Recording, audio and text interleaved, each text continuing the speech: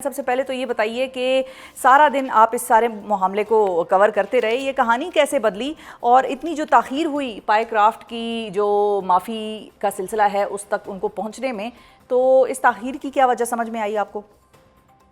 Nerves game थी शिफा, ये बिल्कुल असाब की जंग थी जिसको आखिरी मिनट तक चलाया गया। मतलब आप इसको थोड़ा सा सीक्वेंस में देखें, ये हैपनिंग तो 72 घंटे पहले की है।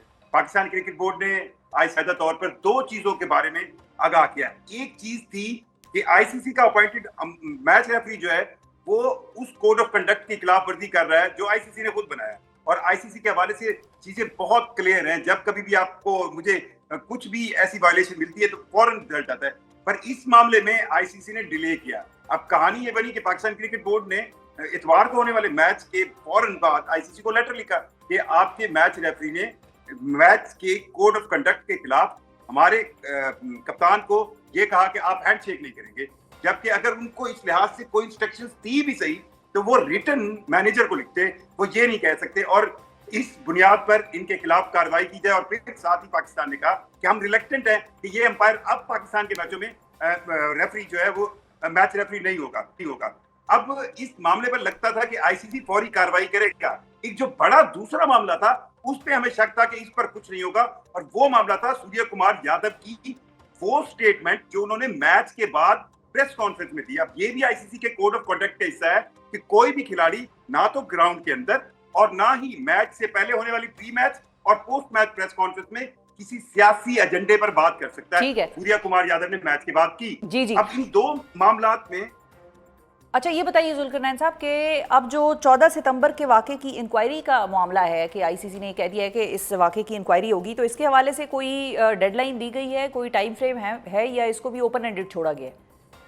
देखिए, अब इस इंक्वायरी में, अब इंक्वायरी तो उस वक्त होती है जब आपको लगता है कि यार कोई बंदा अपनी चीज मान नहीं रहा। आज इसका ड्रॉप सीन जब हुआ है तो उस ड्रॉप सीन के अंदर तो एंडी पायक्राफ्ट जो है वो उसने आके माजरत कर ली टीम मैनेजमेंट से, कप्तान से, मैनेजर से, हेड कोच से।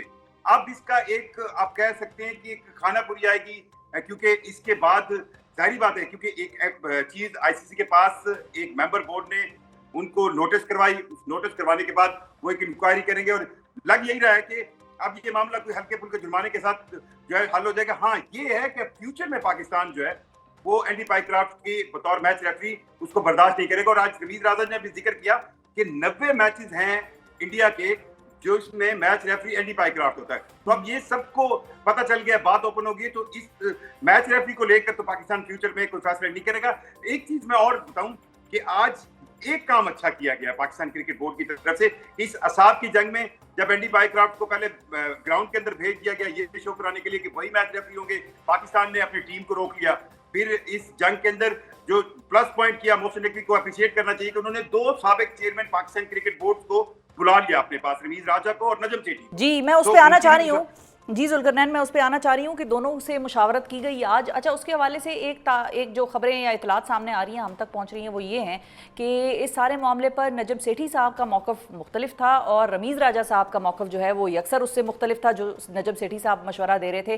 क्या ये बात दुरुस्त है और दोनों की क्या डिफरेंसेस थे ओपिनियंस में?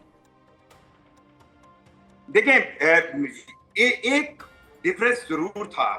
एक डिफरेंस ये था कि हमें, अगर हमने प्रोटेस्ट किया, हमें स्टैंड लेना है और हम रुकेंगे। थोड़ा सा साइड पे जाते थे कि हमें क्रिकेट जरूर खेलनी, हमें क्रिकेट नहीं छोड़नी। आप एक चीज और भी ध्यान में रखें कि अंडर ये जो एशिया कप है इसकी सारे ब्रॉडकास्टिंग के वक्त आपके मुआहदे होते हैं। अगर आप यहाँ से चले जाते तो आप अपना जरूर मौकफ तो बयान करते, लेकिन पाकिस्तान की क्रिकेट को in sense of future cricket, financially sense में और टूर्नामेंट्स की सेंस में कानूनी तौर पर बहुत पेचीदगियां होती। तो ये जरूर चाह रहे थे रमीज राजा कि हमें ये मैच खेलना है। सो इस दौरान नजम सेठी का ये मौकफ था कि अगर हम एक पॉइंट पे खड़े हो गए हैं तो हमें फिर उस पॉइंट पर खड़ा होना चाहिए। और इसमें एक किरदार है वसीम खान, जो जनरल मैनेजर है इस वक्त इंटरनेशनल क्रिकेट काउंसिल में। अब वो पाकिस्तानी निजात यूके सिटीजन है, पाकिस्तान क्रिकेट बोर्ड में भी रहे। उन्होंने एंड टाइम पर बहुत कलीदी किरदार अदा किया है और उन्होंने फिर ये एक रास्ता निकाला जिसमें वो एंडी पायक्राफ्ट को लेके गए। इस दौरान पाकिस्तान टीम को वहां से चलवाया गया। टीम मतलब ये स्टेप्स थे कि एंडी पायक्राफ्ट जो है वो ग्राउंड में आए तो पाकिस्तान ने अपनी टीम को रोक लिया। एंडी पाइक और इधर चेयरमैन पाकिस्तान क्रिकेट बोर्ड जो है वो मुशावरत में थे और बॉल टू बॉल कमेंट्री चल रही थी। अब एंडी पाइक्राफ्ट को ग्राउंड से वापस बुलाकर जब उनकी मीटिंग कराई गई पाकिस्तान टीम के मैनेजमेंट और कप्तान से, तो उस वक्त पाकिस्तान टीम को ये सिग्नल दिया गया ओके आप गाड़ी में बैठे और चलें। So it was like this. Opinion जरूर चेंज थी, लेकिन मुझे यूं लगता है कि इस इश्यू में हम बहुत बहुत इज्जत के साथ विन किए। लेकिन अब जो आती है ना, अब आती है पाकिस्तान टीम की परफॉर्मेंस, वो अब हमें परफॉर्म करना पड़ेगा। और ये बात भी तय है कि हमें 21 सितंबर को भी इंडिया के साथ खेलना होगा। सो अब प्लेयर्स पे और समटाइम्स इस तरह के वाकयात जो है नेगेटिव जरूर। अच्छा, आप चूंकि जुल्करनैन खुद आ गए हैं परफॉर्मेंस और इंडिया के साथ खेलने के मामले पे आ गए हैं, अगर पाकिस्तान आज का मैच जीतता है तो भारत के साथ पाकिस्तान का इतवार के रोज मैच होगा, वो खेलना पड़ेगा पाकिस्तान को। उस दिन के हवाले से मैं जानना चाह रही हूँ कि क्या पीसीबी को किसी तौर पर किसी किस्म की कोई एश्योरेंस या कोई यकीन दहानी कराई गई है कि भारत उस दिन पाकिस्तान से हाथ मिलाएगा, मुसाफा करेगा? देखिए, अब तो चीजें बहुत ज्यादा रेड एंड व्हाइट में क्लियर होंगी कि आप ब्लैक हैं, व्हाइट है, आप ग्रे हैं, क्या है। अब तो ये सारी चीजें आज आप देख लेना। जिस दिन पाकिस्तान इंडिया का मैच था, रवि शास्त्री टॉस के वक्त कमेंटेटर थे, वो अब इंडियन है। अगर आपको ये एतराज है तो बहुत सी चीजें आज एक इंडियन को नहीं खड़ा किया गया। इसी तरह उस मैच के लिए मेरा ये ख्याल है कि सारी चीजें पहले तय होंगी, क्या किया जाना होगा, क्या किया जाना नहीं होगा। और खास तौर पर ये सिर्फ एक मैच नहीं होगा। 21 सितंबर के बाद अगर पाकिस्तान टीम कुछ परफॉर्म अच्छा करती है तो फाइनल भी हो सकता है। सो अब ये लग रहा है कि असल इम्तिहान आईसीसी का ये होगा कि वो इस मैच से पहले, 21 सितंबर से मैच से पहले किस तरह पाकिस्तान क्रिकेट बोर्ड को और बीसीसीआई को जोड़कर इस तरह मामला फहम अंदाज में चलाए कि कहीं पर भी इस तरह का ब्लंडर ना हो जिस तरह ये हुआ कि बिल्कुल आप टॉस के वक्त माइक म्यूट करने के लिए कहें और रेफरी के। थैंक यू, बहुत शुक्रिया अदा करेंगे। जुल्करनैन शेख 365 न्यूज़ के नुमाइंदे हमारे साथ मौजूद थे। हमें ज्वाइन कर रहे हैं हारून रशीद साहब, जो कि साबिक चीफ सेलेक्टर हैं पाकिस्तान क्रिकेट बोर्ड के। उनसे भी ज़रा जानते हैं कि उन्होंने ये सारी सिचुएशन को किस नज़र से देखा। अस्सलाम वालेकुम हारून साहब। वालेकुम अस्सलाम। अस्सलाम वालेकुम, बहुत शुक्रिया हारून साहब, आपने वक्त निकाला। सबसे पहले तो ये बताइए कि सर आपको क्या लगता है, is it a win win for PCB, for cricket? मेरे अपने नज़दीक देखें इसको, अगर आप अभी फिलहाल मैं समझता हूँ कि बहुत प्रीमेच्योर है किसी भी चीज़ को ड्रॉ करना कि इसका क्या रिजल्ट आया क्या नहीं, क्योंकि जो बैकडोर पे जो चीज़ें हुई हैं उसका तो अभी तक किसी को पता नहीं है। आई थिंक सबसे पहला स्टेप तो ये लिया गया है कि एंडी पाइक्राफ्ट को कहा गया कि जी आप सॉरी कर दें। उन्होंने वो अपॉलॉजी कर ली, तो इसलिए वो इशू हो गया रिजॉल्व। अब आगे जाके क्या होना है वो सारी चीजें हैं जिसको अभी तय करना होगा, क्योंकि मैं ये फील करता हूँ कि इंडियंस तो अभी भी वैसे ही बिहेव करेंगे। और दूसरी चीज आपने ये नहीं देखी कि इस पूरे एपिसोड में जो आज का परफॉर्मेंस है पाकिस्तान टीम का, उसको भी अपने सामने रखना चाहिए कि ना तो पाकिस्तानी टीम के प्लेयर्स को ये श्योरिटी थी कि वो खेल रहे हैं कि नहीं खेल रहे, क्योंकि पहले एक स्टेटमेंट हुआ कि जी ठीक है अगर हमारी बात नहीं मानी गई तो हम पुल आउट कर लेंगे। जी, हम नहीं अब जब आपने पुल आउट नहीं किया उसके बाद आप सोचे ना, प्लेयर्स का जो माइंडसेट है वो तो ऑब्वियसली वक्त के साथ साथ चेंज होता रहता है ना। और उसके बाद टीम ग्राउंड जाने के लिए तैयार हो गई, बस में बैठ के उनको बस से निकाल लिया गया और कहा कि आप वापस होटल में चले जाएं। तो आप सोचिए वो किस माइंडसेट के साथ आज का ये मैच खेलने आए हुए होंगे। I think I still think कि पाकिस्तान का जो टेल एंडर है वो अभी भी पाकिस्तान को थोड़ा सा सहारा दे देता है। आज फिर ये शाहीन शाह जो है एक बड़ी अच्छी इनिंग खेल के एक ऐसे स्कोर पे लेके जा रहे हैं जो पाकिस्तान जो है वो शायद डिफेंड कर ले।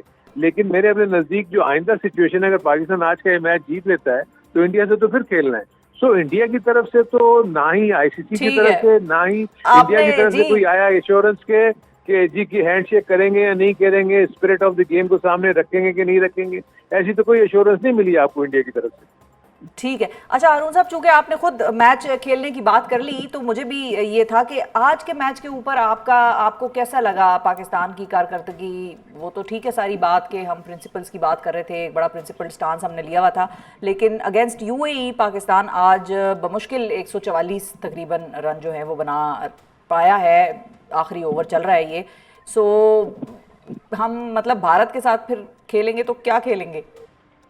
नहीं, ये तो आप बिल्कुल आप ठीक कह रही हैं। देखिए अभी तक अगर मैं थ्रू आउट देख रहा हूँ पाकिस्तान को पिछले 1-1.5 साल से कि पाकिस्तान की टॉप ऑर्डर तो क्लिक ही नहीं कर रही ना।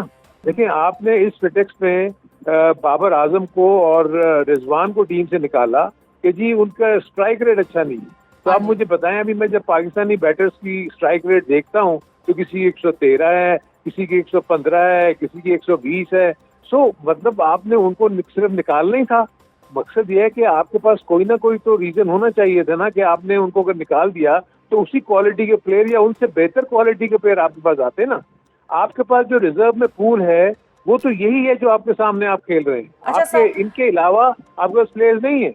सो आप इनसे एक्सपेक्ट कर रहे हैं कि अगर ये आगे जाके जो भारत की मजबूत टीम है उससे भी अगर ये मुकाबला कर सकेंगे, तो मैं तो आई थिंक भारत ने काम ऐसा कर दिया है कि जिसका उनको फॉल बैक होगा और आगे जाके उनको प्रेशर आएगा तो पाकिस्तान हो सकता है उस प्रेशर का फायदा उठा के कुछ अच्छा परफॉर्म कर दे। लेकिन अगर ऑन पेपर देखें तो इंडिया की टीम तो बहुत स्ट्रांग। ठीक है, बिल्कुल ठीक है जी। बहुत शुक्रिया अदा करेंगे हारून रशीद साहब, साबिक चीफ सेलेक्ट क्रिकेट बोर्ड हमारे साथ मौजूद थे।